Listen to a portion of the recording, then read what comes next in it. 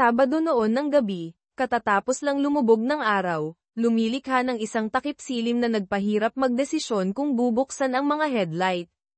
Hindi na kailangang magdesisyon ni Mark Evans, pumapasok na siya sa kanyang garahe sa isang tahimik na kalye sa Sharpsburg. Ilang sandali lang, isang lalaking payat at maitim ang buhok ang lumabas mula sa isang side door, bitbit ang isang duffel bag, briefcase, at laptop. Dahil sa maraming taon ng karanasan, nagawa niyang hawakan ang mga gamit ng madali. Pumasok siya sa kanyang bahay nang hindi tinatawag ang kanyang asawang si Lisa, dahil alam niyang wala siya sa bahay. Pumunta siya sa sala, inilalagay ang kanyang briefcase at laptop sa sopa at ang kanyang garment bag sa hagdan. Isinabit niya ang kanyang coat sa closet malapit sa pintuan sa harap, pagkatapos ay inalis ang kanyang jacket at kurbata, kinakalag ang mga pang-itaas na butones ng kanyang shirt. Kagagaling lang niya mula sa isang regional meeting ng mga manager sa ABC Industries, bagaman hindi siya teknikal na isang manager, kundi ang top systems analyst, ang kanyang supervisor, na mahusay sa pag-organisa ng staff pero walang alam tungkol sa computer systems, ay kinailangan siya sa meeting sa Pittsburgh. Sinabi niya sa kanyang asawa na babalik siya sa Lunes, sinasabing ang meeting ay susundan ng weekend seminars. May mga dahilan siya para dito at ayaw niyang bumalik ng masyadong maaga. Naghihinayang na hindi nagdala ng komportableng damit sa biyahe, alam niyang kukwestiyonin ni Lisa kung bakit. Ngayong nasa bahay na, naligo siya at nagpalit ng jeans at polo shirt. Pagkatapos kumain ng mabilisang tira-tirang pagkain at isang bote ng beer, binasa niya ang lokal na pahayagan sa sala. Nagpapanggap na isang asawang nagpapahinga pagkatapos ng isang biyahe, sa totoo lang, nagpapalipas siya ng oras, humaharap sa isang personal na krisis.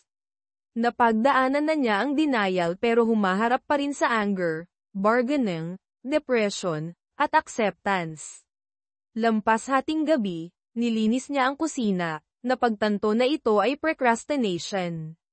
Dahil walang makitang ibang solusyon, nagsuot siya ng light jacket at tumungo sa side door.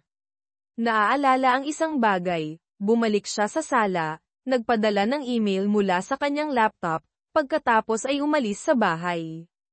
Pagkatapos ng 5 minuto sa garahe, nagmaneho siya paalis, nagsasara ang pintuan ng garahe sa likuran niya.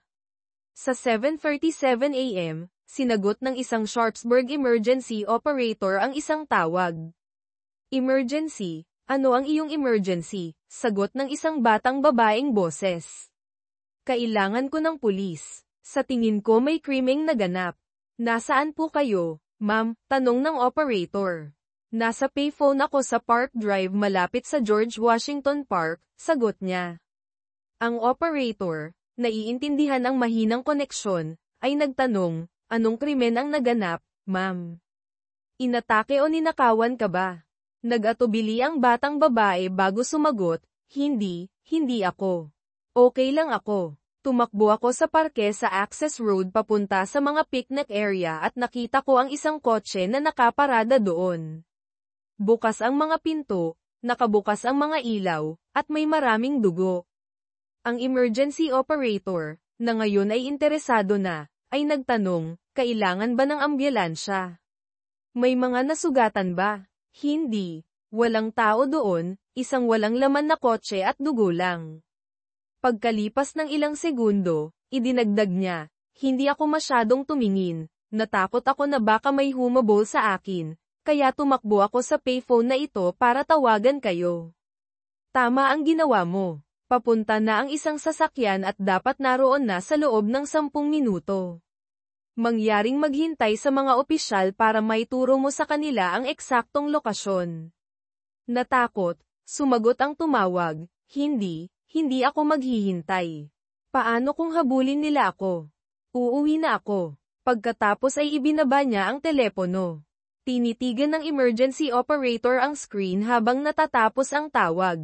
Damn it, sana hindi ko nailihis ang mga opisyal mula sa isang bagay na mas importante. Bandang 2:00 ng hapon, dumating si Detective Peter Nesbitt sa bahay ng mga Evans. Isang babaeng blonde ang pumasok sa driveway habang bumababa siya sa kanyang kotse. Agad niya itong nilapitan. "Excuse me, hinahanap ko si Mrs. Evans." Lumingon siya, hinihila ang isang malita mula sa kotse, at sumagot, "Ako si Lisa Evans." "Kilala ba kita?" "Hindi po, ma'am. Ako si Detective Peter Nesbit mula sa Sharpsburg Police. Sinusubukan naming hanapin ang iyong asawang si Mark Evans. Natagpuan ang kanyang kotse na inabandona sa George Washington Park kaninang umaga." Ipinakita niya ang kanyang badge at ID. Mukhang nag-aalala si Lisa. Ngunit pagkatapos ay sinabi niya, nasa Pittsburgh si Mark, palagi niyang iniiwan ang kanyang kotse sa airport. "Nagkakamali ka siguro." Iginiit ni Detective Nesbit, "Sigurado kaming kotse niya iyon. Pareho ang license plate at VIN sa kanyang rehistro." Nalilito, naglakad siya papunta sa side door. Kung kotse niya iyon, malamang ninakaw iyon sa airport." "Wala na akong ibang masasabi sa iyo." Pinilit ni Nesbit, "Kailan mo huling nakausap ang iyong asawa? Maaari mo ba siyang tawagan ngayon para matiyak na nasa Pittsburgh siya? Mayroon ba siyang cellphone na maaari mong tawagan?" Huminto si Lisa, ibinaba ang kanyang bag, at kinalkal ang kanyang pataka para sa kanyang telepono. "Tinawagan niya ako kahapon ng umaga mula sa Pittsburgh. Tatawagan ko siya ngayon." Dinyal niya ang kanyang numero, ngunit may isang telepono ang tumunog sa bulsa ng detective. Sinagot niya ito, "Hello." Nagulat si Mrs. Evans, nagtanong, "Paano mo nakuha ang cellphone ni Mark?" Sumagot si Nesbit, "Hindi ko ito maibibigay sa iyo. Ebidensya ito sa isang posibleng malaking krimen. Natagpuan ito sa kotse ng iyong asawa." Si Lisa, na mas nag-aalala ngayon, ay nagtanong, "Malaking krimen?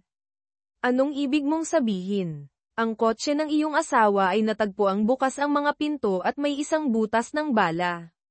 Kailangan namin siyang hanapin para alisin siya bilang biktima o sospek. Maaari mo bang tawagan ang kanyang hotel sa Pittsburgh?" Kinuha ni Lisa ang kanyang briefcase at sinabi, "Sige, nasa address book ko ang numero ng hotel. Palagi siyang nag-stay sa parehong Holiday Inn. Pumasok ka, at aayusin natin ito." Sa loob ng kusina, agad niyang natagpuan ang numero at tinawagan ang hotel, ngunit pagkatapos ibaba ang telepono, lumingon siya sa detective. Nasa sala ang briefcase at laptop ni Mark. "Hindi ko maintindihan." Ang detective, na mukhang nag-iisip, ay tinawagan ang kanyang kasamahan. "Hi, Dave, si Pete ito. Kailangan ko ng search warrant para sa bahay ng mga Evans. Kailangan nating malaman kung si Mr. Evans ay isang biktima o isang sospek. Dalhin mo ito dito ASAP. Maghihintay ako." Ibinaba niya ang telepono at umupo sa tapat ni Lisa. "Search warrant. Maaari kayong maghalughog hanggat gusto ninyo, magtanong lang kayo. Gusto kong hanapin ninyo ang aking asawa." Sumagot si Detective Nesbit, "Kailangan kong sundin ang protocol. Kung sangkot ang iyong asawa sa anumang ilegal, anumang ebidensyang matagpuan ng walang warrant ay hindi maaaring gamitin sa korte." Galit si Lisa. Sinabi, "Ilegal. Hindi sangkot si Mark sa anumang ilegal. Nagtatrabaho siya sa mga computer." Nagtanong si Nesbit, "Bakit siya bumalik sa bayan nang hindi nagsasabi sa iyo?" Namutla si Lisa at bumulong, "Oh no, hindi siya maaaring." Nataranta. Sinabi niya, "Wala akong ideya kung bakit siya umuwi ng maaga. Ang alam ko lang ay hindi siya sangkot sa anumang ilegal." Lumaki ang kanyang pagkatakot. Baka nasaktan si Mark kung saan, kailangan ninyo siyang hanapin. Sinabi ni Detective Nesbit, nang mas malumanay, "Wala pa tayong alam na sigurado, Mrs. Evans. Kailangan kong gawin ang mga bagay ng tama. Lahat ng aming opisyal ay naghahanap sa iyong asawa. Bakit hindi ka gumawa ng kape habang hinihintay natin ang warrant?" Ang kanyang nakikiramay na tono ay nagpakalma kay Lisa, at nagsimula siyang gumawa ng kape. Gayunpaman, muli siyang kinabahan nang sinabi niya, "Habang nagkakape tayo, maaari mo bang sabihin sa akin kung paano mo ginugol ang nakaraang 48 oras? Kailangan namin ng mga pahayag mula sa lahat ng sangkot. Naghintay si Nesbit ng ilang minuto bago humingi ng paunang pahayag. Umupo sila sa mesa sa kusina na umiinom ng kape habang inilalarawan niya ang kondisyon ng kotse ni Mark, kasama ang butas ng bala at dugo. Sinabi niya na ang dugo ay nagmumungkahi ng pangalawang bala na tumama sa katawan na nakahiga sa kahoy na panggatong sa tabi ng kotse at sinusuri ang bala. Hinayla ang kotse para sa karagdagang inspeksyon, at patuloy na nagtatrabaho ang medical examiner at forensic scientist sa pinangyarihan. Dumating si Detective David Klein, ang kasosyo ni Nesbit, na may dala ng search warrant at 2 forensic technician. Nagsimula sila ng masusing paghahanap sa bahay, garahe, at kotse ng mga Evans. Nakipag-ayos si Nesbit kay Lisa upang kolektahin ang labaha at sipilyo ni Mark para sa DNA comparison. Labis na nabalisa si Lisa kaya hiniling ni Nesbit na manatili siya sa sopa habang tinatapos nila ang paghahanap. Pagkatapos ng 1 oras, nagpasya silang kunin lamang ang briefcase, laptop, at DNA samples ni Mark. Ang laptop ay password protected. Mrs. Evans, alam mo ba ang laptop password ng iyong asawa? Umaasa na makatulong, sinabi ni Lisa. Dati, ang una at huling pangalan niya at ang kanyang taon ng kapanganakan, Mark Evans 1971. Dapat gumana iyon. Wala sa mga variation ang gumana. Tiniyak ni Nesbit sa kanya, mahahanap ng aming mga technician ang paraan upang malampasan iyon.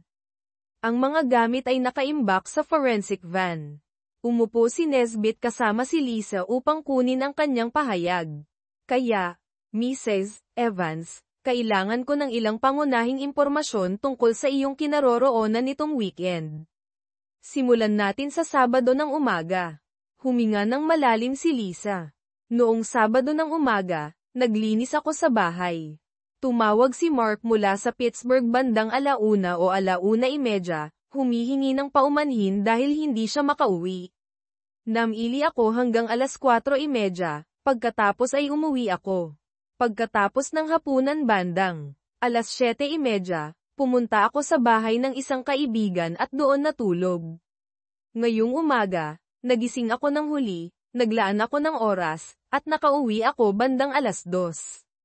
Habang nagpapaliwanag siya, lalo siyang naging tense, nakatitig sa sahig at kinakapit ang kanyang mga kamao. Tinapos ni Detective Nesbit ang pagsusulat, isinara ang kanyang notebook, at sinabi, baka kailangan namin ng mas maraming detalye sa ibang pagkakataon, Mrs. Evans. Sapat na ito sa ngayon, ngunit maging handa na magbigay ng higit pa kung kinakailangan. Isinilid niya ang kanyang notepad at panulat, pagkatapos ay tumayo upang sumama sa iba na naghahanap sa garahe at kotse. Bago umalis, nagtanong siya, mayroon ka bang kamakailang full-length na mga larawan ng iyong asawa? Makakatulong din ang isang magandang headshot, ang mayroon lang kami ay ang kanyang larawan sa driver's license. Naglakad siya papunta sa Furry Place, sumusulyap sa mga larawan ng kasal. Mabilis na kumuha si Lisa ng isang photo album. Narito ang ilang kamakailang mga larawan, Detective. Pumili ka. Umupo sila ng magkatabi, at pumili si Nesbit ng isang group photo at isang headshot ni Mark. Magiging perpekto ang mga ito. Iniabot ni Lisa sa kanya ang mga larawan, at nagtanong siya, kaanak ba ang lalaki sa larawan? Kung kailangan namin ng DNA sample, makakatulong ang isang miyembro ng pamilya kung hindi namin magagamit ang labaha o sipilyo. Sumagot si Lisa, hindi, iyon si Blakemore, ang matalik na kaibigan ni Mark mula noong elementarya. Walang malapit na kamag-anak si Mark. Nagpasalamat si Nesbit sa kanya at sumama sa iba sa garahe. Si Lisa, na mukhang malapit nang umiyak, ay nanatili sa mesa sa kusina. Nakaramdam si Nesbit ng pakikiramay para sa kanya, nawawala ang kanyang asawa at posibleng sangkot sa isang seryosong insidente. Ang katotohanan na hindi niya alam na nasa bayan siya ay nagdagdag sa misteryo. Tinapos ng mga detective at forensic expert ang paghahanap sa garahe at kotse. Nakakita sila ng mga mantsa ng dugo sa gas at brake pedals ng kotse ni Lisa, na nagtulak sa kanila na ito para sa karagdagang inspeksyon. Habang nagliligpit ang mga teknisyan, pinag-usapan ng mga detective ang kaso. Si Nesbit, nakaharap sa side door, ay nagsabi sa kanyang kasosyo, "Ano ang opinyon mo kay Mrs. Evans?" "May mga duda ako, lalo na sa dugo sa kanyang kotse." Sumagot ang kanyang kasosyo, "Mukha siyang nag-aalalang asawa, ngunit mahirap sabihin sa ngayon. Hindi tayo dapat magmadali sa conclusion." Nagpasya si Nesbit, "Tingnan natin ang kanyang reaksyon kapag sinabi natin sa kanya ang tungkol sa dugo at pagtow sa kanyang kotse." Kumatok sila at pumasok sa kusina, na ginulat si Lisa, na nasa kanyang cellphone. Mabilis niyang tinapos ang tawag. "Bumalik na kayo. Akala ko tapos na kayo." Sinabi ni Nesbit, "Nakakita kami ng mga bahid ng dugo sa mga pedals ng iyong kotse. Itutaw namin ito para sa masusing inspection. Sana ayos lang sa iyo." Mukhang nagulat si Lisa. "Dugo sa kotse ko. Wala akong nakitang dugo." Sumagot si Nesbit, "Kailangan nating malaman kung paano iyon napunta doon. Kung may kaugnayan ito sa insidente sa parke, ipipilit namin ang mga sagot. Kailangan din namin ang mga sapatos na suot mo ngayon. Hindi ako nakapunta sa parke sa loob ng ilang linggo. Hindi ko maintindihan kung paano nagkaroon ng dugo sa kotse ko." Iniabot niya sa kanya ang kanyang mga sapatos at pagkatapos ay bumagsak sa isang upuan, tinatakpan ang kanyang mukha at humihikbi. Napagtanto ng parehong mga detective na kailangan nila ng mas maraming impormasyon at nagpaalam. Iniiwan si Lisa na nakasalampak sa upuan sa kusina. "Ano sa tingin mo, Dave? Isa ba siyang nag-aalalang asawa o isang mahusay na aktres? Napansin mo ba na nasa telepono siya at mabilis na ibinaba?" Umiling si David Klein. "Hindi ko alam, Pete. Mukha siyang sincere, ngunit kung ang dugo sa kanyang kotse ay sa kanyang asawa, maaaring sangkot siya. Dapat nating kausapin ang kanilang mga kaibigan at kapitbahay. Baka may alam ang isang tao. Malamang kausap niya ang kanyang matalik na kaibigan. Oo, ang paghahalukay ay maaaring makatulong. Gusto kong malaman kung bakit siya umuwi ng maaga, iyon ang maaaring maging susi." Ibinulsa ni Detective Nesbit ang mga sapatos bilang ebidensya. Dahil magkahiwalay silang dumating, nagmaneho silang pabalik sa istasyon ng mag-isa, bawat isa ay sinusubukang unawain ang mga pahiwatig. Ginugol nila ang natitirang bahagi ng kanilang shift sa mga ulat. Kinabukasan, dumating ng maaga sina Peter at Dave, sabik na sumabak sa kaso. Sinalubong sila ng forensics at medical examiner reports. Inabot ng 1 oras para basahin ang mga ito. Napansin ni Peter, pareho ang itinuturo ng mga ulat, ngunit hindi tayo dapat magmadali. Tingnan natin kung ano pa ang mahahanap natin mula sa computer. Samantala, dapat nating kausapin ang kanyang abogado at mga kasamahan. Sumang-ayon si David, at binisita nila ang abogado ni Mark, si Robert Graham, na agad silang binigyan ng ilang minuto ng kanyang oras. "Hindi ko maaaring talakayin ang legal na sitwasyon ng aking kliyente. Ano ang kailangan ninyo, detective?" Sinabi ni Detective Nesbit, "Kailangan namin ang kumpirmasyon ng mga email na ito na ipinadala sa iyo mula sa computer ni Mark Evans. Gusto naming tiyakin na hindi lamang mga draft ang mga ito." Inabot niya ang 4 na pahina. Kinumpirma ng abogado, ang mga ito ay mga orihinal. Maaari kong kumpirmahin ang pagtanggap. Nagpasalamat ang mga detective sa kanya at tumungo sa kanilang kotse, nagpapalitan ng mga ngiti. Papunta sa ABC Industrial. Sinabi ni Peter, "Gaya ng nabanggit mo, karaniwang sangkot ang asawa, ngunit mayroon pa tayong dapat gawin sa trabaho ni Mark." Dinala sila sa opisina ng kanyang supervisor. Nanguna si Detective Klein. "Iniimbestigahan namin ang pagkatagpo ng kotse ni Mark Evans sa George Washington Park. Maaaring nabasa ninyo na ito. Mayroon kaming ilang mga tanong." Tiniyak sa kanila ng boss ni Mark ang kanyang kooperasyon. "Mahalagang empleyado si Mark. Ano ang kailangan ninyong malaman? Una, dapat bang manatili si Mark sa Pittsburgh hanggang Biyernes ng gabi? Iniulat na mayroon siyang mga seminar sa Sabado at Linggo. Kailangan nating kumpirmahin ang kanyang schedule. Mabilis na sumagot ang boss ni Mark, walang mga kaganapan na naka-schedule si Mark para sa weekend. Inaasahan ko siyang babalik noong Biyernes ng gabi. Itinala ito ni Detective Klein at nagpatuloy, may napansin ka bang anumang kakaiba kay Mark kamakailan? Anumang bagay sa kanyang isip? Nag-isip ang boss saglit, pagkatapos ay sumagot, mukhang maraming iniisip si Mark kamakailan. Tinanong ko kung mayroon siyang anumang problema, ngunit sinabi niya na ayos lang ang lahat. Madalas siyang nagmumuni-muni. Akala ko nagtatrabaho lang siya ng husto. Nagpasalamat ang mga detective sa kanya at bumalik sa kanilang kotse, nararamdaman na gumagawa sila ng progreso. Sa pagtatapos ng umaga, bumalik sila sa opisina at nakatanggap ng preliminary DNA results at isang forensic report, na may kasamang isang kakaibang kahon na may mga wire. Nang mayroon ng mas maraming piraso ng puzzle, nirepaso nila ang kanilang mga tala at impormasyon sa isang interrogation room. Tiwala na mayroon silang mas mahusay na pag-unawa, nagpasya silang bisitahin muli si Lisa Evans, na dumating sa bahay ng mga Evans bandang 3 p.m. Hindi sila tumawag ng maaga para hindi siya handa. Mukhang nagulat si Lisa nang makita niya sila. Mga detective, nahanap na ba ninyo ang asawa ko? Tumatawag ako sa sarhento bawat 2 oras, at wala siyang naiuulat. Sumagot si Detective Nesbit, hindi, ngunit gumawa kami ng ilang progreso. Gusto naming magtanong sa iyo ng ilang katanungan. Si Lisa, na mukhang nahihiya, ay sinabi, sige, pumasok kayo. Gagawin ko ang aking makakaya upang tumulong. Sa sala, umupo ang detective sa tapat niya. Binuksan ni Detective Klein ang kanyang notebook at nagtanong, mayroon bang anumang gusto mong sabihin sa amin tungkol sa iyong relasyon kay Blakemore?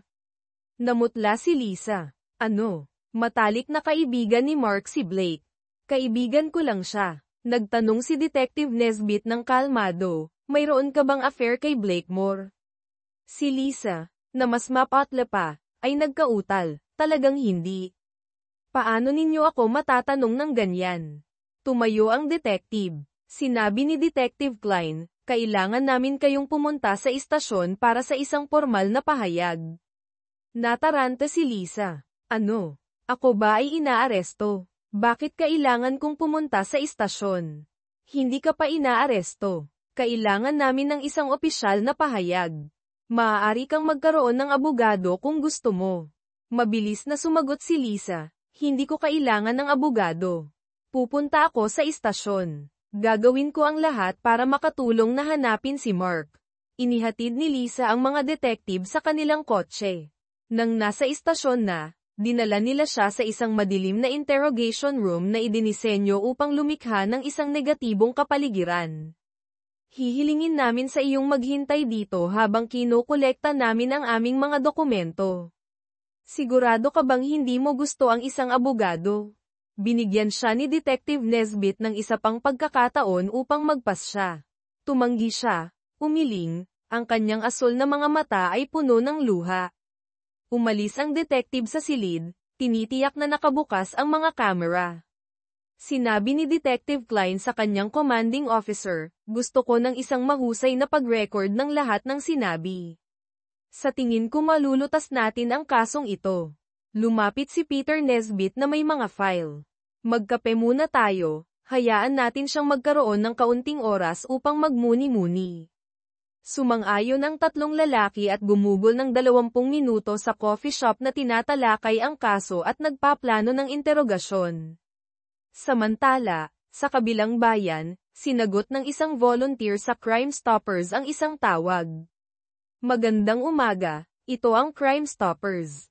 Nagbabayad kami ng hanggang $1,000 para sa mga tips sa nalutas na mga krimen. Ang tawag na ito ay near-record. Pagkatapos ng ilang segundo ng katahimikan, nagsalita ang isang mas matandang lalaki. Maaari ba akong makakuha ng pera kung tutulungan ko ang pulis? Depende sa iyong tip at kung paano ito makakatulong sa pulis. Mayroon ka bang anumang impormasyon tungkol sa isang krimen? Nagkaroon ng isa pang paghinto bago sinabi ng tumatawag, makukuha ko ba kaagad ang pera? Paano kung lokohin ako ng pulis?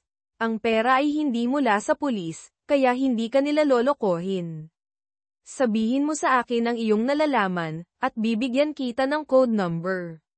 Maaari kang tumawag muli pagkatapos ng ilang araw upang makita kung nakatulong ang iyong tip. Mukhang frustrated ang lalaki. Kailangan ko na ngayon ng pera. Kailangan ko ng juice. Kung kailangan mo ng pagkain, maaari kitang ituro sa mga shelter. Hindi pagkain, juice. Ang uri na nagkakahalaga ng $5 bawat bote. Ngumiti ang volunteer ngunit sinabi, kung maganda ang iyong tip, maaari kang bumili ng maraming juice. Okay, maghihintay ako. Nakita kong may nagtapon ng isang sandata sa ilog sa ilalim ng 3rd Street Bridge.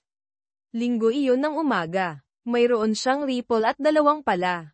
Nagtanong ang volunteer, nasa silangang bahagi ba ito ng tulay? Itinapon ba niya ang mga ito sa tubig?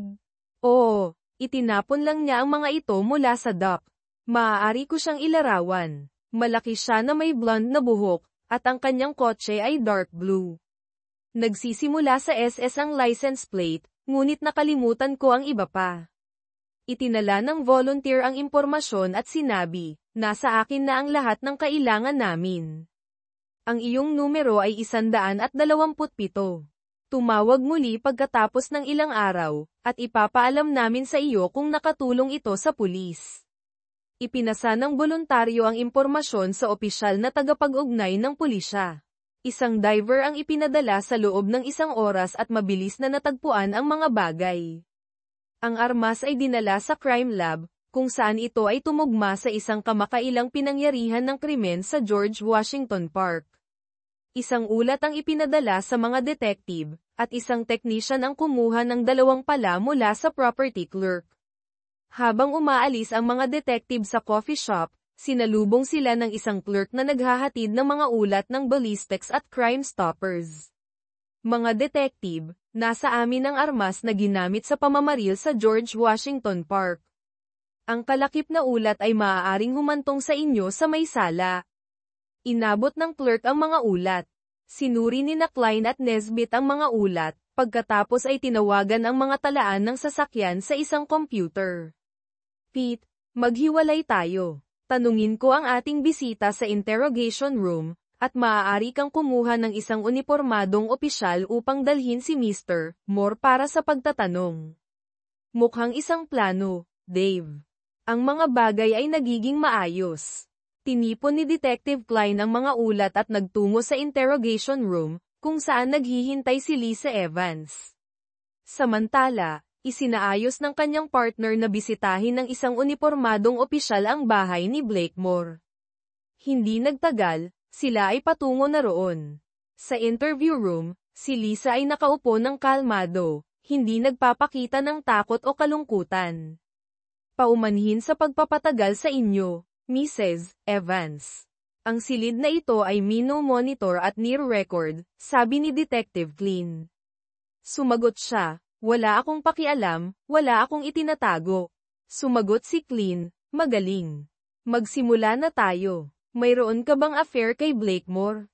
Oo, hindi. Lumaylay ang mga balikat ni Lisa, at tumingin siya sa malayo. Oo, bulong niya. Ipinakita ni Klein sa kanya ang mga papeles mula sa laptop ni Mark. Mayroon kaming patunay ng iyong affair. Alam ng iyong asawa. Ipinadala niya ang mga ito sa kanyang abogado, nagpaplano ng diborsyo sa batayan ng infidelity. Ipinapakita ng mapa na ito ang iyong mga pagbisita sa bahay ni Moore. Mukhang nagulat si Lisa. Paano nalaman ni Mark? Itinaas ni Klein ang isang maliit na device. Inilagay niya ang tracker na ito sa iyong kotse, mino-monitor ang iyong lokasyon sa real time. Tinitigin niya ang device. Alam ni Mark sa loob ng ilang linggo, at gusto niya ng diborsyo. Nagsimula siyang umiyak. Ipinagpatuloy ni Klein, dinokumento ni Mark ang iyong mga interaksyon kay Moore. Ang huling mapa ay mula noong Sabado ng gabi nang siya ay nawala. Nag-email siya sa kanyang abogado na sinasabi na haharapin niya kayo at natatakot siyang maaresto. Sabi ni Lisa, ngunit hindi nagpakita si Mark sa bahay ni Blake. Ginugol ko ang gabi doon. Sumagot si Klein, ipinapakita ng mga preliminary na resulta ng DNA na ang dugo sa parke ay sa kanya. Natagpuan namin ang armas na ginamit, na nauugnay sa iyong kasintahan. Ang tanong ay, hanggang kailan mo ito itatago? Giit ni Lisa, walang ginawa si Blake kay Mark. Magkasama kami buong gabi. Idinagdag ni Klein, natagpuan din namin ang dugo ng iyong asawa sa iyong kotse at sa iyong sapatos. Kinukuha na ng aking partner si Mr. Moore ngayon. Sino man ang magsabi sa amin kung ano ang nangyari at kung saan matatagpuan ang katawan ni Mark ay makakakuha ng mas magandang deal. Tahimik si Lisa, halatang halata na nagulat habang tinipon ni Klein ang mga papeles at naghintay sa kanyang sagot. Inabot ni Detective Klein kay Lisa ang mga ulat ng pagsusuri ng dugo, ngunit bahagya niya itong sinulyapan. Hindi maaaring patay si Mark. Mahal ko siya. Kailangan ko siya. Humihikbi siya. Halatang halata na labis na nababagabag. Sasabihin din iyan ni Blake sa inyo. Kung nasaktan si Mark sa parke, wala kaming kinalaman doon. Umiyak siya sa isang gusot na basa na panyo. Binigyan siya ni Detective Klein ng ilang minuto upang makabawi. Nang mukhang mas kalmado na siya, sinabi niya, walang alinlangan na patay na ang iyong asawa. Ipinasya ng medical examiner na mayroong higit sa 75% na posibilidad batay sa pagkawala ng dugo at ang kawalan ng paggamot sa anumang pasilidad sa county. Inabot niya sa kanya ang ulat at mga larawan ng pinangyarihan. Nang makita ang madugong mga larawan, sumiklab muli siya sa pag-iyak. Iiwan ko muna kayo ng ilang minuto para mag-isip. Hindi mo tinutulungan ang iyong sarili sa pamamagitan ng pagtanggi sa responsibilidad. Umalis si Klein sa silid, inilagay ang mga ulat sa kanyang desk, at umiling. Habang dumadaan siya sa kanyang commanding officer, nagtungo siya sa break room para sa kape, habang mino-monitor ng kanyang commander si Lise sa camera ng interrogation room. Si Detective Nesbeth, na nag-iisip tungkol sa kaso, ay nagmaneho patungo sa bahay ni Blakemore, nakasalubong doon ang isang patrol car. Halos nagulat si Nesbeth nang agad na sagutin ni Blakemore ang pinto. Oo, mga opisyal, paano ko kayo matutulungan? Tanong ni Moore, nang makita ang pulisya. Nagpakilala si Detective Nesbeth. Ako si Detective Nesbeth, narito tungkol sa pagkawala ni Mark Evans.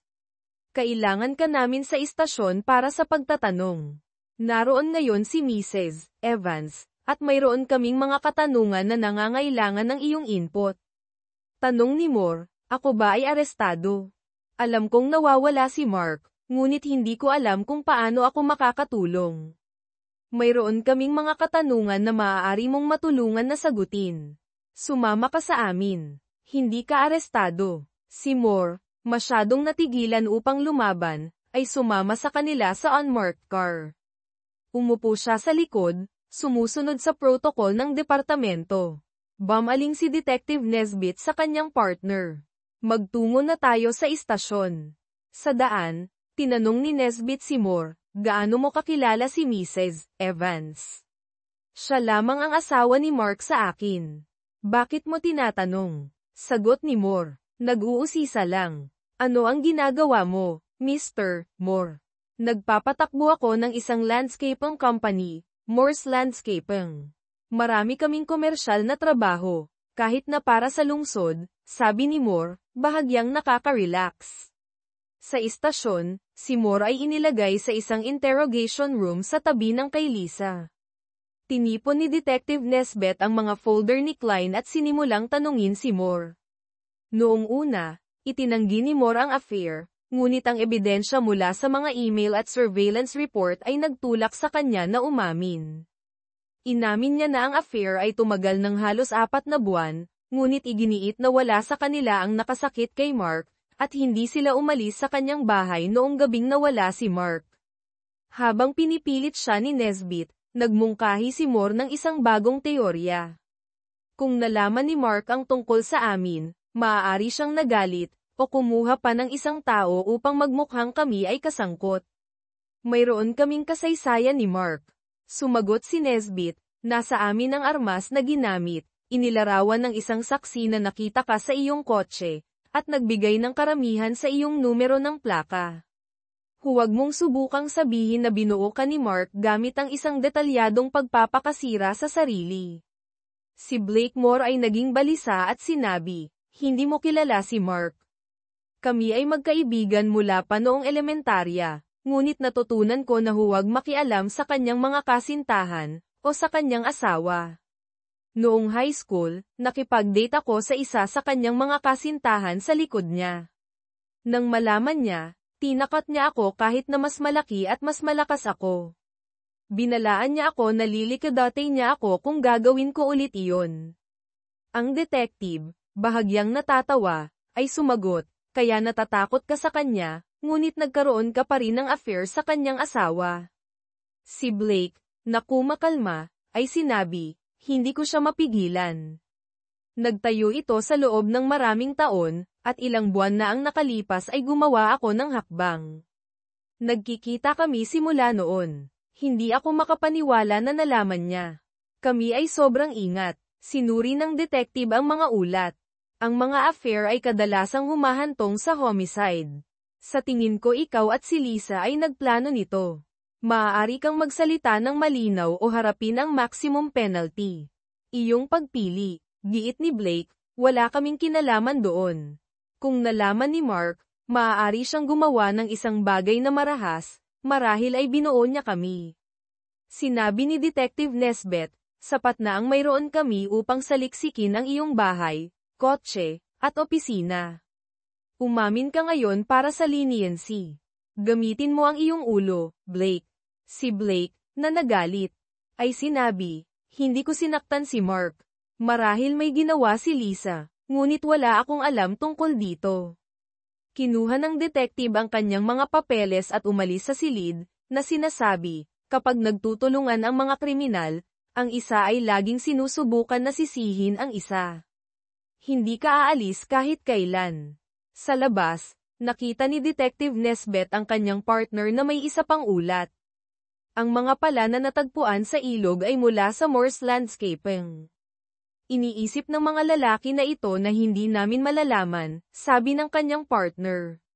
Ipinakita ng mga detective ang kanilang ebidensya sa district attorney.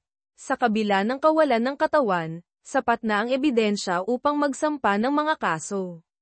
Pagkalipas ng kalahating oras, kinasuhan sina Lisa Evans at Blakemore ng homicide ni Mark Evans.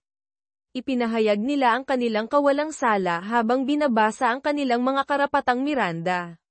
Matapos ang arraignment, kinuhaan sina Lisa at Blake ng fingerprint at larawan, hindi na kailangang sabihin sa kanila na huwag ngumiti habang sila ay pinabalik sa kanilang mga selda. Nagsalita sila sa unang pagkakataon mula nang sila ay kasuhan. "Ano ang gagawin natin, Blake? Hindi nila maaaring paniwalaan na may ginawa tayo kay Mark, hindi ba?" tanong ni Lisa, na naghihikbi pa rin. "Kailangan natin ng sarili nating mga abogado, o marahil ay magbahagi ng isa upang makatipid ng pera, dahil tayo ay inaakusahan ng parehong bagay. Ngunit mali ang lahat ng ito.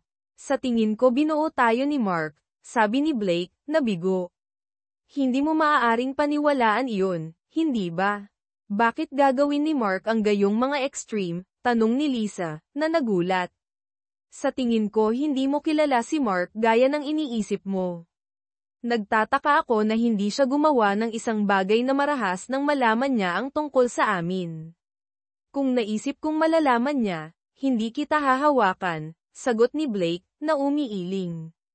Ikinwento ni Blake kay Lisa ang isang nakaraang insidente ng palihim siyang nakipag-date sa kasintahan ni Mark.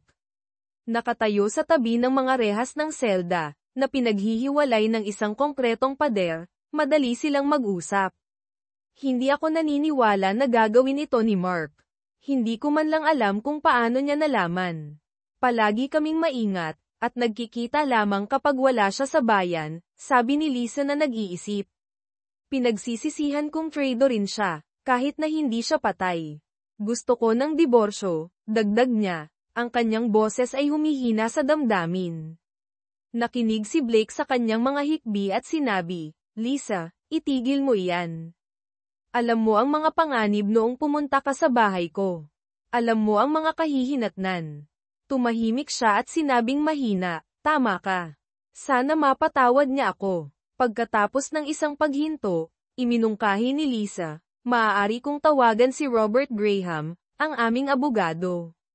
Maaari niya tayong parehong irepresenta at hatiin ang mga gastos. Sumang-ayon sila, at kumuha si Lisa ng atensyon ng isang opisyal upang tumawag. Gayunpaman, tumanggi si Robert Graham dahil sa kanyang pakikilahok sa mga pagliliti sa diborsyo ni Mark, na inirerekomenda ang kanyang kasamahan, si Basil Smith, sa halip. Sumang-ayon si Lisa, at papunta na si Smith. Natuwa si Blake na marinig ito at nagpasalamat kay Lisa.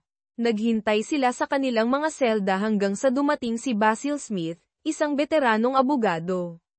Ang mga pagpapakilala ay maikli, at sinuri ni Smith ang mga kaso. Kaya kayong dalawa ay kinasuhan ng homicide ni Mark Evans. Ano ang sinabi sa inyo ng mga opisyal? Tanong ni Smith. Mrs. Evans, ikaw muna. Ang mga pangunahing punto lamang. Ikinwento ni Lisa ang kanyang kwento, na nagtatapos sa pagluha. Wala akong kinalaman doon. Mahal ko si Mark. Hindi ko siya kayang saktan. Bumaling naman si Smith kay Blake. Ikaw naman, sa madaling sabi. Ibinuod ni Blake ang kanyang karanasan, na iginiit, wala kaming kinalaman sa pagkawala ni Mark. Sa tingin ko inorganisa ito ni Mark upang buuin kami. Si Smith, na nakadarama ng pagmamadali, ay sinabi, kailangan naming mag-focus sa pagpapalabas sa inyong dalawa dito. Ang piyansa ay malamang na itatakda sa $100,000 bawat isa. Magiging problema ba iyon? Si Lisa, na nagulat, ay nagtanong, kailangan ko ba ng $100,000 para sa piyansa? Hindi, 10% lamang, o $10,000 cash, para sa bail bond, tiniyak ni Smith sa kanya. Sumang-ayon sila na kaya nilang pamahalaan ang piyansa at sabik na makalaya. Ipinagbigay alam ni Smith sa kanila, kayo ay i-arraign bukas ng umaga. Itatakda ang piyansa noon, at gagawa kayo ng mga kaayusan upang makalabas. Maghanda na gumugol ng gabi dito. Parehong nagpakita ng masamang reaksyon ang mga kliyente sa pahayag ng abogado. Ipinaliwanag niya na wala siyang magagawa hanggang sa may sampa ang mga kaso. Kapag nakalabas na sila, makikipag-usap siya sa district attorney upang i-unseal ang ebidensya at mas maunawaan ang kanilang kaso. Ibininalak sila sa kanilang mga selda, kung saan walang natulog ng maayos, binigyan ng mamantikang takeout na pagkain, isang kumot lamang, at maingay na mga kasama sa selda. Kinabukasan ng umaga, ng 10:00, nakipagkita sila sa kanilang abogado bago ang korte. Sa kabila ng kanilang gusot na hitsura, ipinasok nila ang kanilang mga plea ng hindi nagkasala, at ang piyansa ay itinakda sa $100,000. Si Blake, na nagmamay-ari ng isang bahay at negosyo, ay mabilis na nakipagnegosasyon ng isang $10,000 bond at pinalaya sa unang bahagi ng hapon. Si Lisa ay hindi gaanong pinalad. Dahil walang nag-iisang pagmamay-ari ng kanyang bahay at natagpuan ang kanyang savings account na walang laman, kinailangan niyang tawagan ang kanyang mga magulang para sa tulong. Pagkatapos ng maraming paghimok, sumang-ayon silang magbigay ng $10,000, gayunpaman, ang pagkaantala ay nangahulugan na ginugol niya ang isa pang gabi sa kulungan, sa pagkakataong ito kasama ang 2 tipsy na kasama. Kinabukasan, matapos malutas ang mga usapin sa pananalapi, pinalaya siya, umuwi, naligo, at hindi pinansin ang mga papasok na tawag. Lumipas ang sumunod na buwan ng mabilis. Nalaman ni Lisa na binawi ni Mark ang pera mula sa kanilang account upang protektahan ang kanyang bahagi bago ang kanilang diborsyo. Natanggap niya ang mga papeles ng diborsyo nang hindi nalalaman kung ano ang ginawa niya sa pera.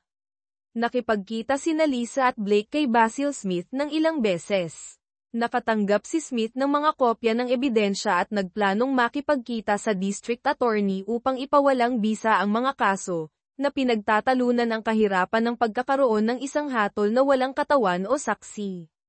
Iminungkahi niya ang pagkuha ng isang pribadong investigador upang galugarin kung si Mark ay nag-orkestra ng kanyang sariling pagkawala.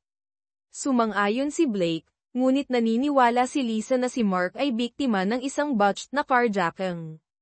Sa loob ng ilang linggo, walang natagpuan ang investigador. Sinubukan niyang hanapin ang tipster na nag-ulat ng itatapon na rifle at mga pala, ngunit walang nakakilala sa boses mula sa tawag. Hindi nag-follow up ang tipster, na nagdaragdag sa misteryo. Samantala, lumaki ang tensyon sa pagitan ni Lisa at Blake. Matapos siyang palayain, iminungkahi ni Blake na ipagpatuloy nila ang kanilang affair. Tumanggi si Lisa, na sinisisi siya sa kanyang sitwasyon. Wala akong gustong gawin sa iyo maliban sa aming kaso sa korte, sabi niya, na madalas na umiiyak. Ang sagot ni Blake ay malamig, bahala ka, Lisa. Hindi ka nag-iisang babae sa bayan. Nagsalita lamang sila sa kumpanya ng kanilang abogado, pinapanatili ang kanilang distansya kung hindi man. Ang kanilang affair ay naging sobrang lamig. Pagkalipas ng isang buwan mula nang sila ay palayain, isinaayos ni Basil Smith ang isang pagpupulong kay District Attorney Jeff Bagden. Inaasahan ni Lisa at Blake na ibabagsak ang mga kaso, dahil sila ay ginulo ng mga tanong tungkol sa kanilang relasyon. Nag-screen sila ng mga tawag gamit ang caller ID at answering machine, sabik na linisin ang kanilang mga pangalan at sumulong. Si Jeff Bagden, nakakagulat na bata at nakaistilo, ay nagsimula, kay tatanggap ko lang ng mga huling ulat mula sa medical examiner at pulisya. Batay sa ebidensya, nag-aalok ako ng isang pinababang sentensya ng 8 hanggang 12 taon para sa isang guilty plea sa second-degree homicide. Nagulat si Lisa at Blake, na malakas na ipinapahayag ang kanilang kawalang sala. Ang kanilang abogado, na sinusubukang pakalmayan sila, ay nagtanong kung paano binigyang katwiran ni Bagden ang alok. Ipinaliwanag ni Bagden, mayroon kaming bagong ebidensya. Ang DNA mula sa dugo sa plaka at trunk gasket ng iyong kotse ay tumutugma sa kay Mark Evans. Karagdagan pa, ang itim na polyethylene na natagpuan sa ilalim ng kotse ni Mark ay tumutugma sa material mula sa iyong negosyo sa landscaping. Galit na inakusahan ni Lisa si Blake, ano ang ginawa mo? Sumabog si Blake, alam mo na wala akong kinalaman doon. Kasama mo ako nang mangyari iyon. Namagitan si Basil Smith, na pinapahinahon silang dalawa. Hinarap niya si Bagden, paumanhin sa aking mga kliyente, inaasahan namin na ibabagsak ang mga kaso, at nagulat sila sa iyong pahayag. Si Bagden, na naaaliw, ay sumagot, naiintindihan ko, ngunit mayroon kaming sapat na ebidensya upang magtungo sa paglilitis. Kinukumpirma ng ulat ng medical examiner na ang biktima ay nawalan ng labis na dugo upang mabuhay. Ipinapahiwatig ng pinangyarihan ng krimen na ang katawan ay kinaladkad at isinakay sa isang kotse. Tiwala ang prosecution. Inabot ni Bagden ang mga ulat at umalis. Nagmamadaling nakipag-usap sina Lisa at Blake kay Smith, na sinabihan silang tumahimik. Sinabi niya, alam kong nagulat kayo. Huwag kayong mag-away. Kailangan naming malaman ang isang depensa. Gusto ninyong tanggihan ang plea deal. Parehong tinanggihan ang deal, kumbinsido na hindi sila mahahatulan. Sumang-ayon si Smith na maghanda para sa paglilitis. Pagkaalis nila, sinuri ni Smith ang mga ulat, na nagtatanong kung nagsasabi ng totoo ang kanyang mga kliyente. Sa kabila ng kanyang mga pag-aalinlangan, siya ay nakatuon sa pagtatanggol sa kanila. Makalipas ang ilang buwan, nagsimula ang paglilitis. Umupo si Hukom Robert Cox sa kanyang upuan ng 10 a.m. noong Lunes. Umupo si Basil Smith sa pagitan ni Lisa at Blake upang pamahalaan ang kanilang tensyon. Isaalang-alang na sana niya ang pagmumungkahi ng magkahiwalay na mga abogado, ngunit hindi nila kaya ito. Nahihirapan ang negosyo ni Blake, at umalis si Lisa sa kanyang trabaho dahil sa stress ng paglilitis at mga kahirapan sa mga kaibigan ng kanyang nawawalang asawa. Sinimulan ni District Attorney Jeff Bagden ang kanyang opening statement, na direktang tinutugunan ang mga miyembro ng hurado. Wala kaming katawan ni Mark Evans, ngunit balak naming patunayan na siya ay patay na at na ang mga akusado ay nagkasala ng kanyang homicide. Ibinunyag niya na ang mga akusado ay mayroong affair, na natuklasan ni Mark Evans, na nagtulak sa kanya na magsampa ng diborsyo. Bagamat hindi malinaw kung paano o kailan nalaman ni Mark, ipinakita ng mga bakas sa kanyang computer na alam niya kung kailan at saan sila nagkita. Dinokumento ng mga email ang kanyang mga pagsisikap sa pagsubaybay, mga paghahanda sa pananalapi para sa diborsyo, at ang kanyang intensyon na harapin sila. Hindi namin matukoy kung kailan sila nagkita, ngunit alam namin ang mga resulta. Ipinapahiwatig ng ebidensya na nagkita sila sa tirahan ni Mr. Moore, kung saan si Mr. Evans ay hindi nakakilos, inilagay sa upuan ng pasahero, at dinala sa George Washington Park. Doon, siya ay binaril sa itaas na dibdib habang malamang na walang malay. Siya ay kinaladkad mula sa kotse, itinapon sa lupa, at binaril muli, sa pagkakataong ito ay tumama sa kanyang carotid artery. Ipakikita ng mga graphic na larawan ang kanyang mga huling sandali. Sa puntong ito, nawalan ng composure si Lisa Evans, na nangangailangan ng interbensyon ni Hukom Cox upang maibalik ang kaayusan. Ipinagpatuloy ni Bagden, pagkatapos ng pangalawang putok, si Mr. Evans ay binalot sa plastik, kinaladkad mula sa site, at isinakay sa trunk ni Mr. Moore. Dinala siya sa isang hindi kilalang lokasyon at inilibing. Ang armas ng homicide at mga pala ay itinapon sa ilog, ngunit iniulat ito ng isang nagmamalasakit na mamamayan, na nagtulak sa pulisya na mabawi ang mga ito. Kinumpirma ng forensic analysis ang presensya ng akusado sa pinangyarihan ng krimen. Natagpuan ang dugo ni Mr. Evans sa kotse ni Mr. Moore at sa sapatos ni Lisa Evans. Nagtapos si Bagden, sasabihin ng depensa na wala sila sa pinangyarihan, umaasa sa mga alibay ng isa't isa. Tiwala ako na makikita ninyo ito at hahatulan sila. Sumagot si Basil Smith, na nagbibigay diin sa presumption of innocence at hinihimok ang hurado na tumuon sa ebidensya.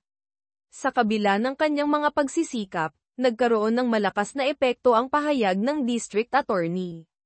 Ang unang saksi, isang computer expert, ay nagpatotoo tungkol sa mga email at mapa na ginamit ni Mark Evans upang subaybayan ang mga pagpupulong ng kanyang asawa kay Mr. Moore. Tumpak na naitala ng tracking device na inilarawan sa liham ni Mark sa kanyang konseho ang mga lokasyon at oras. Ikinahiya ni Lisa Evans ang ebidensyang ito, habang si Blake Moore ay tila nababagot. Kaunti lamang ang napala sa cross-examination ni Smith, dahil hindi mapag-aalinlanganan ang device at mga email.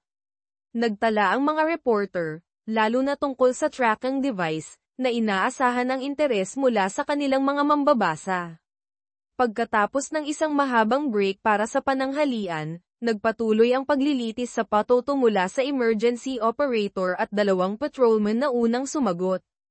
Nagbigay sila ng mga pangunahing katotohanan na walang drama tungkol sa pagtuklas sa kotse ni Mark Evans.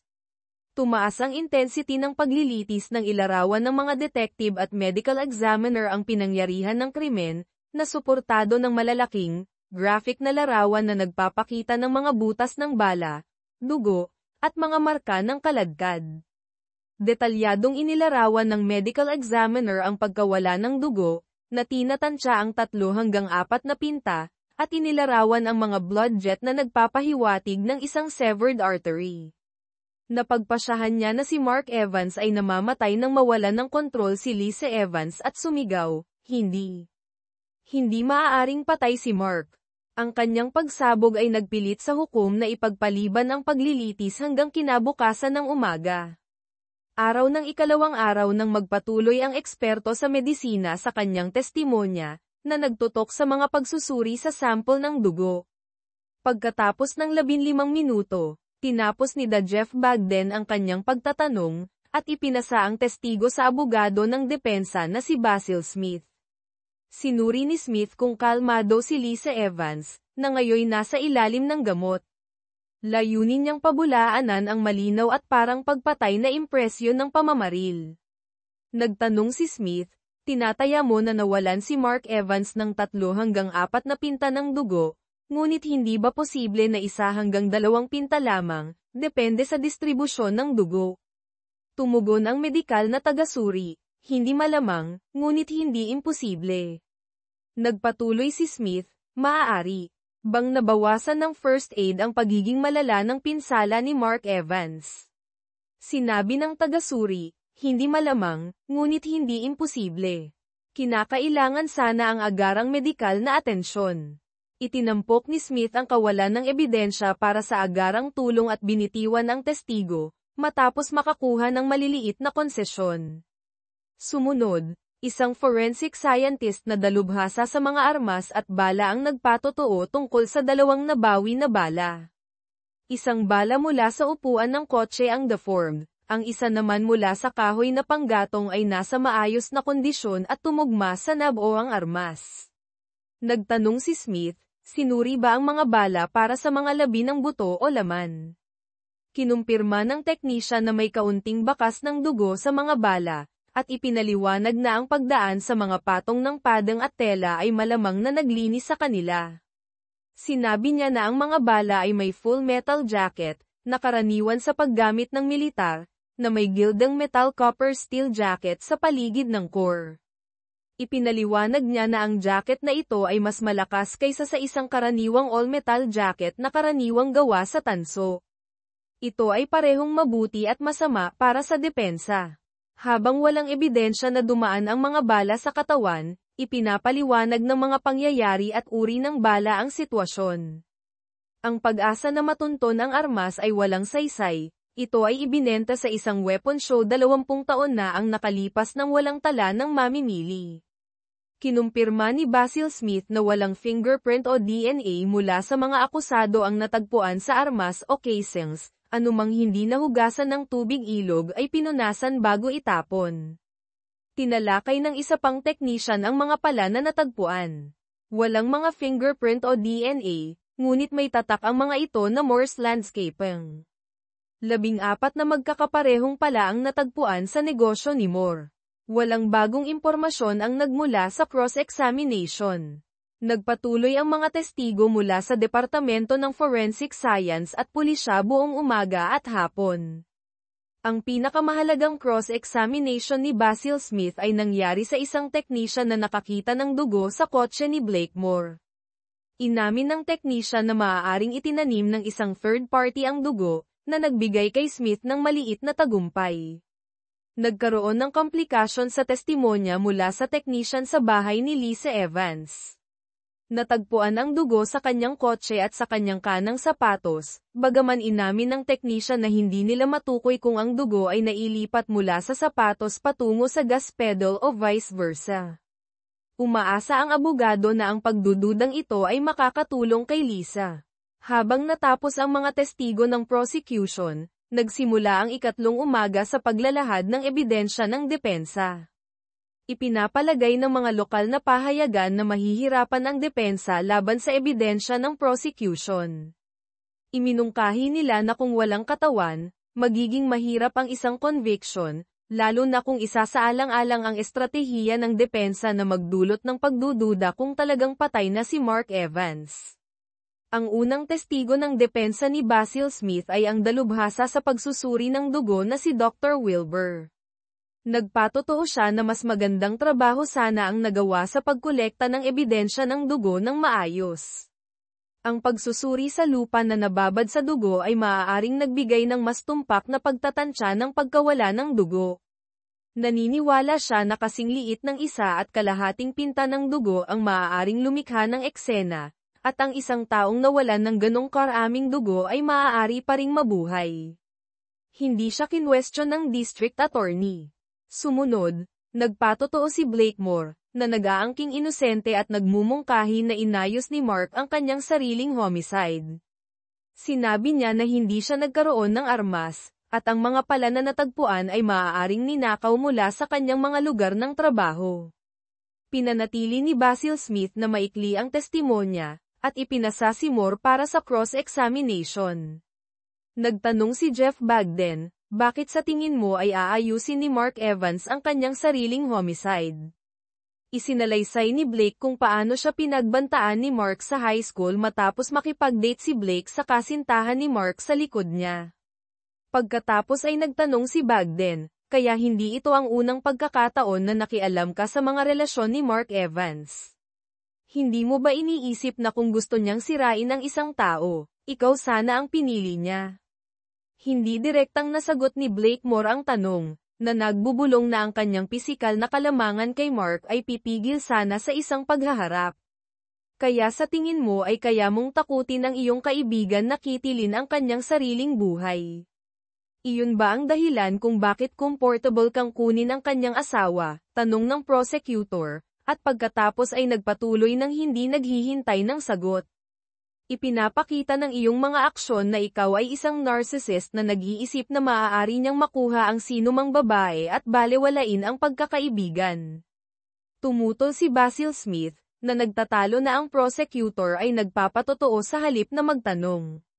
Sumang-ayon ang hukom at inutusan ng hurado na huwag pansinin ang huling pahayag ng prosecutor.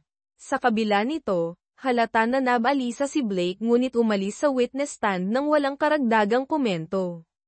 Napagtanto ni Basil Smith na sumablay ang testimonya ni Blake ngunit umaasa na makakatulong ang testimonya ni Lisa.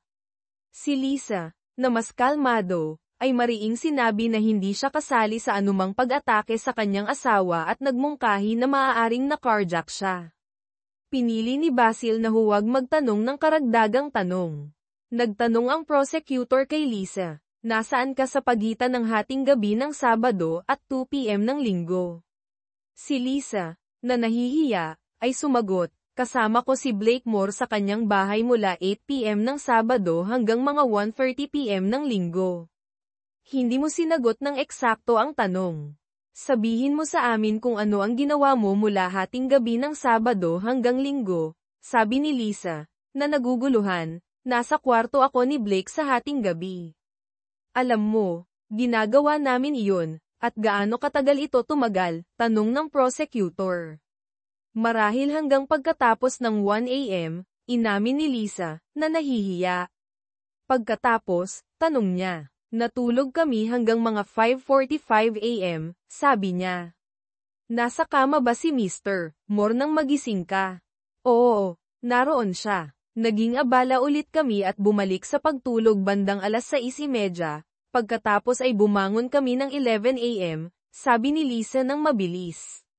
Kaya ginaisang mo siya para gawin ulit ng 6:30, linino ng prosecutor. Si Lisa, na nahihiya, ay sumagot, hindi, handa na siya. Ang prosecutor, na nakikita ang reaksyon ng hurado, ay nagpatuloy, sabihin mo sa amin kung paano mo siya ginaisang. Si Lisa, na nagbitiw, ay nagsabi, sinimulan ko na lang siyang gawin. Lumapit ang prosecutor para sa huling dagok. Sinabi mo na mahal mo ang iyong asawa, totoo ba iyon? Matapos ang mariing, oo, ni Lisa, nagpatuloy siya, ginugol mo ang gabi sa kanyang matalik na kaibigan habang tinatapos niya ang kanyang buhay. Paano kami maniniwala na hindi ka kasali sa pagtatapos ng kanyang buhay? Tahimik na umiyak si Lisa, na hindi makasagot. Tinapos ni Hukom Cox ang kanyang pagdurusa sa pamamagitan ng pagtatanong kung mayroon pang mga tanong. Nang wala na, inihayag ng hukom ang isang recess para sa pananghalian. Matapos pakalmayan ang sarili, sumama siya sa kanyang abogado, si Basil Smith, para sa isang malungkot na pananghalian. Binalaan sila ng may karanasang abogado na maaaring mapunta ang kaso sa alinmang paraan, sa pribado, pesimista siya, dahil kapwa nagkamali ang mga kliyente sa witness stand. Mabilis na natapos ang sesyon sa hapon nang i-anunsyo ni Smith na wala ng mga testigo ang depensa. Inihanda ng parehong abogado ang kanilang mga closing statement. Binigyang diin ng prosecutor ang napakaraming ebidensya laban sa mga akusado, habang binigyang diin ng depensa ang circumstantial na katangian ng kaso, ang kawalan ng katawan, at ang kawalan ng malinaw na motibo. Napunta ang kaso sa hurado ng 4 p.m., at nag-deliberate sila ng 2 oras bago magretiro para sa gabi. Kinabukasan, Naghintay sina Lisa at Blake sa opisina ni Basil Smith para sa hatol ng hurado. Sa pagbabahagi ng isang conference room, isinantabi nila ang kanilang mga pagkakaiba, umaasa ng akwital. Pagsapit ng 3:30 p.m., dumating ang tawag, nakarating na sa hatol ang hurado. Ang mga magulang ni Lisa, na dumating sa bayan para sa paglilitis, ay naroroon sa courthouse.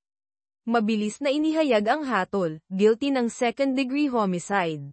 Umiyak si Lisa, at pinukpok ni Blake ang kanyang kamao sa pagkabigo. Sila ay pinusesan at dinala sa kustodiya, na may maikling sandali si Lisa upang makipag-usap sa kanyang mga magulang, na nagpapahayag ng kanyang kawalang sala. Ang linggo sa pagitan ng conviction at sentencing ay dumaan ng mabagal. Dinalaw araw-araw ang mga magulang ni Lisa, habang isang pagbisita lamang ang natanggap ni Blake mula sa isang pinsan. Sa sentencing, parehong nakatanggap ng 15 taon hanggang habang buhay. Nangako si Basil Smith na susuriin ang mga tala ng korte para sa posibleng apela. Sa loob ng 3 araw, sila ay inilipat sa state prison. May magandang reputasyon ang kulungan ni Lisa, ngunit ang kulungan ni Blake ay may kasaysayan ng mga riot. Sa pagtatapos ng paglilitis, natigil ang media coverage, at sina Lisa Evans at Blakemore ay naglaho mula sa atensyon ng publiko. Pagkalipas ng ilang buwan, nagkita sina Basil Smith at Jeff Bagden para uminom, na nagmumuni-muni sa kaso. Ipinahayag ni Smith ang pagtataka sa mga conviction, na naniniwala na ang mga pare-parehong kwento ng mga akusado ay nagmumungkahi ng kawalang sala. Sumagot si Bagden, hindi sila pinaniwalaan ng hurado.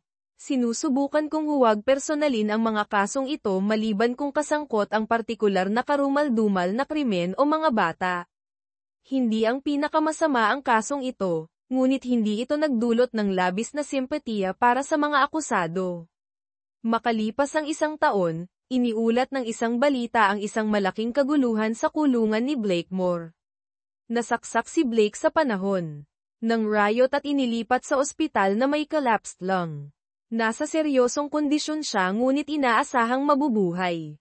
18 buwan pagkatapos mahatulan sina Lisa Evans at Blakemore sa homicide ni Mark Evans, bihirang isipin ni Basil Smith ang tungkol sa kaso. Ginugol niya ang unang taon sa pagsusuri ng mga transcript ngunit walang nakitang legal na batayan para sa apela. Isang tahimik na Miyerkules ng umaga sa New York office ng Innocence Project, nakatanggap ang receptionist ng isang FedEx package. Sa loob ay isang DVD, isang selyadong biohazard bag, at isang multi-page na liham.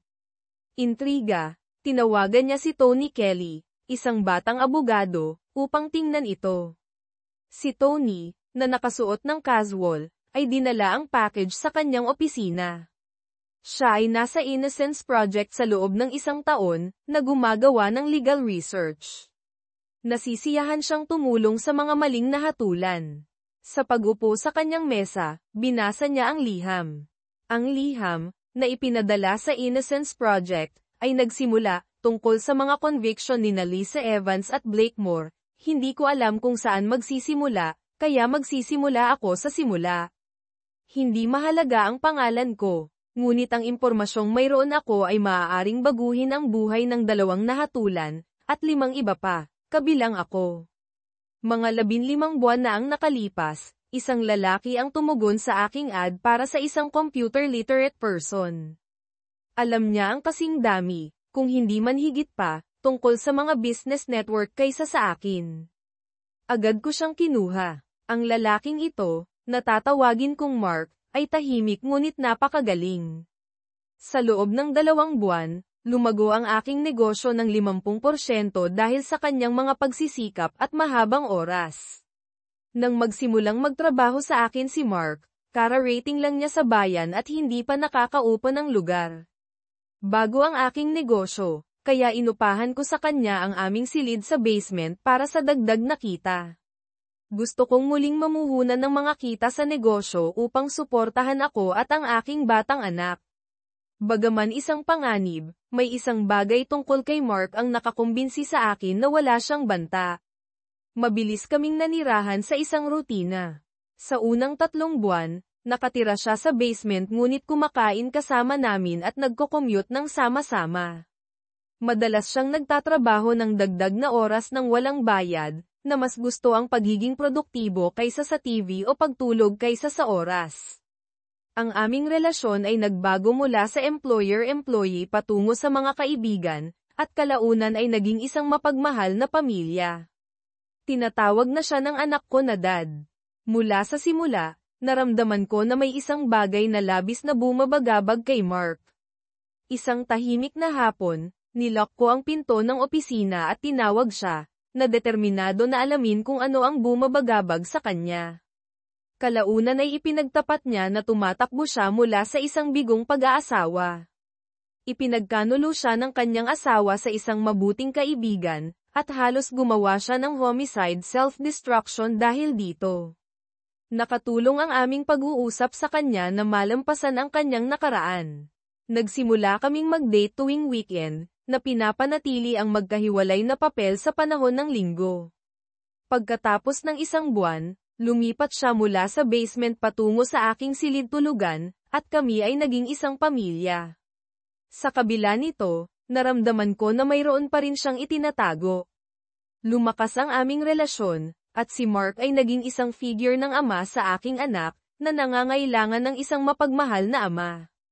4 na araw na ang nakalipas, bumagsak si Mark sa trabaho at na-diagnose na may sakit sa puso na nangangailangan ng operasyon. Nang maging stable na siya, inilipat siya sa isang pribadong silid kung saan niya ibinahagi ang kanyang kwento, na natatakot na mamamatay ito sa kanya kung hindi siya makaligtas sa operasyon. Sinabi niya ito sa akin sa loob ng isang araw. Nang sumang-ayon ako na ibahagi ang kanyang kwento sa iyo, tila nabunutan siya ng tinik. Ngayon, habang natutulog siya, tinatype ko ang liham na ito kasama ang aming anak na natutulog sa tabi niya. Kailangan kong tapusin ito ngayong gabi, lumikha ng isang DVD, at ipadala ang lahat sa iyo sa tanghali bukas, na tinitiyak na hindi ito matutuntun sa amin. Ang kwento ni Mark ay nagsimula halos 2 taon na ang nakalipas. Maligaya siyang kasal kay Lisa sa loob ng halos 6 na taon nang mapansin niya ang isang maliit na pasa sa kanyang kanang dibdib. Sa una ay iniisip na ito ay mula sa pagbangga sa mga kasangkapan, natanto niya na mas mukhang love bite ito. Alam na hindi ito mula sa kanya, ginugol niya ang gabi na nababahala sa iba't ibang senaryo kung paano nagkaroon ng pasa doon. Ang mga kaisipang ito ay nanatili sa kanya sa susunod na araw sa trabaho. Nang makarating siya sa kanyang opisina, naramdaman niya na siya ay tanga para sa kanyang mga hinala. Wala siyang ebidensya ng pagkakamali at naisip na ang lahat ay circumstantial. Bago magtanghalian, dinala sa kanya ng parts delivery manager ang isang tracking device upang suriin para sa pagpapabuti ng serbisyo sa paghahatid. Mabilis na nagpasya si Mark kung paano ito susubukan. 3 araw pagkatapos ay install ang device sa kotse ng kanyang asawa, sinuri niya ang monitor habang nasa trabaho. Sinabi niya na mamimili siya, ngunit ipinakita ng tracker na nagpunta siya sa bahay ni Blakemore. Pagkalipas ng 1 oras, naroon pa rin ang kanyang kotse. Nagdududa, tinawagan niya siya. Nang sinabi niyang namimili siya, alam niyang may mali. Nang gabing iyon, nakinig siya sa kanyang maling kwento tungkol sa pamimili, na nakakaramdam ng sakit ngunit nagpas siyang huwag magmadali sa mga conclusion. Obserbahan niya siya sa loob ng 1 pang linggo. Habang nasa isang business trip, sinusubaybayan ang kanyang kotse sa pamamagitan ng 3 estado patungo sa bahay ni Blake mula 8 p.m. hanggang 2 a.m., nagsinungaling siya tungkol sa pagiging nasa bahay buong gabi. Ang pagkumpirma ng kanyang pagtataksil ay nagpahirap sa kanya. Nang bumalik siya, isinasaalang-alang niya ang pagkasira. Alam niya na si Blake ay isang ladies man ngunit hindi niya inakala na susuyuin niya si Lisa. Ang kanyang pagtataksil ay sumire sa kanyang puso. Nang gabing iyon, dinalaw niya ang matandang balo sa tabi ng pintuan sa dahilan ng paghiram ng wrench. Binawi niya ang isang nakatagong revolver mula sa toolbox ng kanyang yumaong asawa. Balak ni Mark na gamitin ito upang alisin sina Blake at Lisa, at pagkatapos ay ang kanyang sarili. Nagpa siya siyang maghintay hanggang sa mahuli niya silang magkasama. Inutusan niya ang kanyang sariling tracking device upang ibalik ang isa na sinusuri niya. Sa kabutihang palad, hindi nagkita sina Lisa at Blake sa loob ng isa pang linggo, na nagbibigay kay Mark ng oras upang muling mag-isip.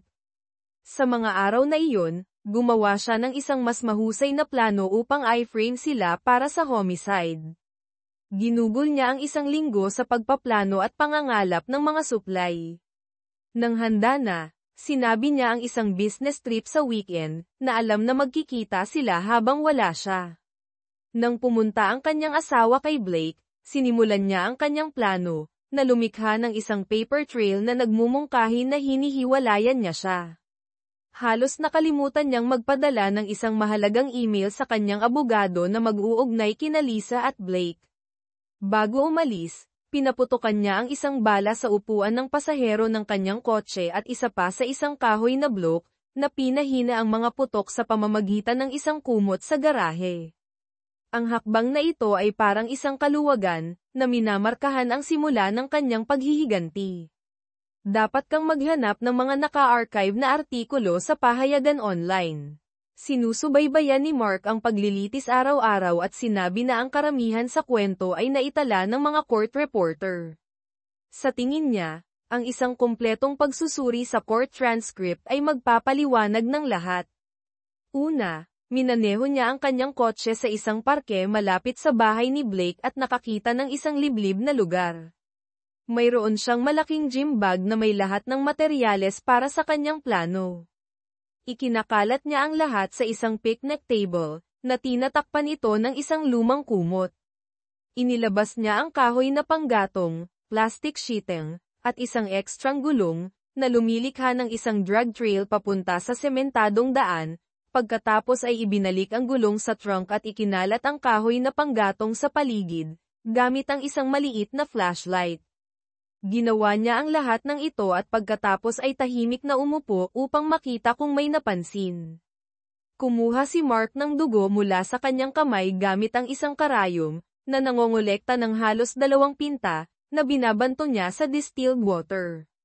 Inispray niya ang dugong ito sa mga pattern upang gayahin ang isang arterial jet at ipinahid ito sa upuan ng kotse at lupa upang magmungkahi ng isang malaking pagkawala ng dugo. Puno niya ng karagdagang dugo ang mga butas ng bala sa kahoy na panggatong at upholstery ng kotse. Matapos, binalot niya ang lahat sa kanyang gym bag at umalis sa parke, na umaabot sa isang lumang kotse na binili niya para sa layunin. Nahihilo dahil sa pagkawala ng dugo, nagpahinga siya hanggang halos 6 AM, pagkatapos ay nagmaneho patungo sa bahay ni Blake upang tapusin ang kanyang plano. Naroon pa rin ang kotse ni Lisa sa bahay ni Blake at hindi nakalock, kaya naglagay siya ng ilang patak ng dugo sa gas pedal. Ipinahid din niya ang dugo sa kotse ni Blake ngunit natakot nang makita niya ang isang ilaw sa silid tulugan ni Blake. Mabilis siyang umalis, nagpunta sa isang payphone, at gumamit ng voice changer upang iulat ang kanyang kotse sa parke, na nagpapanggap na isang babae. Pagkatapos ay itinapon niya ang 2 pala at ang revolver sa ilog. Pagod, nanatili siya sa isang motel sa loob ng 2 araw, kumukuha ng mga suplemento at kumakain ng mga energy bar. Gumawa siya ng isa pang tawag gamit ang voice changer, sa pagkakataong ito bilang isang matandang lalaki, na nakatulong sa pulisya na mahanap ang revolver. Sinabi sa akin ni Mark ang buong kwentong ito dahil gusto niyang iwanan ang kanyang nakaraan bilang si Mark Evans. Gumagamit na siya ngayon ng ibang pagkakakilanlan, na alam ng aking anak at ako, at gustong panatilihin ito. Hiniling niya sa akin na ipadala ang impormasyong ito upang makatulong na baligtarin ang mga conviction ni Lisa Evans at Blakemore. Bukas ay kukuha ako ng kopya ng New York Times at isang inkwell. Gagamitin namin ang bahagi ng front page upang ilagay ang lahat ng fingerprints ni Mark sa isang mantsa ng dugo, na tutugma sa DNA mula sa parke, na nagpapatunay na buhay siya. Dapat itong sapat upang palayain sila mula sa kulungan. Sa dulo ng liham, mayroong isang sulat kamay na tala, matagumpay ang operasyon ni Mark. Gusto niya akong lumipad sa Seattle bukas upang ipadala ang package na ito. Ayaw ko siyang iwanan, ngunit mapapaganito ang kanyang isipan. Inaasahan namin ang kambal sa loob ng halos 3 buwan. Binaliktad ni Tony Kelly ang huling pahina upang tingnan ang anumang karagdagang tala, ngunit blanko ito. Ibinaba niya ang kanyang mga paa mula sa mesa at sinuri ang iba pang mga item sa package. Ang DVD ay may label na, mga larawan na kinunan sa George Washington Park, at ang itim na plastic envelope ay may marka na, mga fingerprints at DNA. Sinuri niyang muli ang mga nakaprint na pahina para sa anumang dagdag na tala at pagkatapos ay tinawagan ang isang senior attorney. Higit na ito sa kanyang kakayahang hawakan ng mag-isa. Hindi nagtagal upang kumpirmahin na ang DNA ay kay Mark Evans, at ang mga fingerprints ay tumugma sa mga mula sa kanyang kotse na natagpuan sa parke, na nagpapatunay na buhay pa siya. Sa hindi may kakaila na ebidensya na 2 tao ang nahatulan sa isang homicide na hindi nangyari, pinabilis ng State Attorney General at Gobernador ang kanilang paglaya. Pagkalipas ng 1 linggo, bumalik sila sa courtroom kasama si Basil Smith, ang mga magulang ni Lisa, at maging si District Attorney Jeff Bagden, kasama ang ilang kinatawan ng estado. Humingi ng paumanhin ang State Attorney General para sa maling conviction. Sinisi niya si Mark Evans sa panlilinlang sa sistema ng hustisya at inihayag ang mga pagsisikap na hanapin siya at papanagutin siya sa mga pinansyal na gastos na natamo. Nang tanungin kung saan sila magsisimulang hanapin si Mark, maaari lamang siyang umiling.